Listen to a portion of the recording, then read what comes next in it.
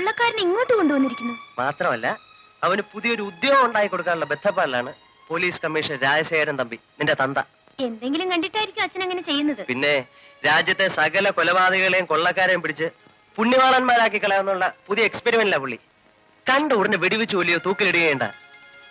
ഇനിയിപ്പം പോലീസ് സ്റ്റേഷനുകളിൽ നിലത്തെഴുത്ത് പിടിപ്പിക്കാനും ജയിലുകളൊക്കെ കാഴ്ച ബംഗ്ലാവാക്കാനുള്ള വല്ല പുതിയ പദ്ധതികളുണ്ടോ എന്ന് കണ്ടറിയണം. അങ്ങനെ വന്നാൽ ഞങ്ങളെ പോലുള്ളവര് കാക്കി കുപ്പായിട്ടുണ്ട് കമ്പിക്കൂണ്ടാത്ത് കിടക്കേണ്ടി വരും പ്രദർശന വസ്തുവായിട്ട്. വീട്ടിൽ വന്നാലും പോലീസ് സ്റ്റേഷനും ഡ്യൂട്ടിയും കൊള്ളക്കാരും വേറെ ഒരു വിചാരവും ഇല്ല. നീ പറഞ്ഞപ്പോഴാ ഓർത്തത്, ഇപ്പൊ ഒരു വിചാരം വന്നു. എന്തുവാ? ഇങ്ങോട്ട് വന്നേ.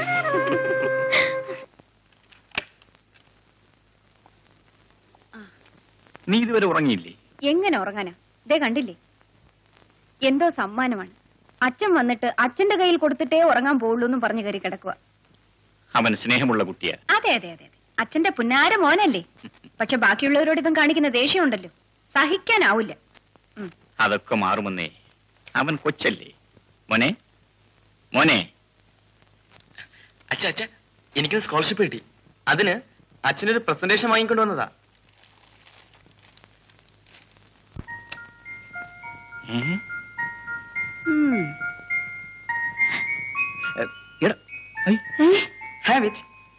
എടാടാ, അയ്യേ, ഇത് മിഠായിരുന്നു.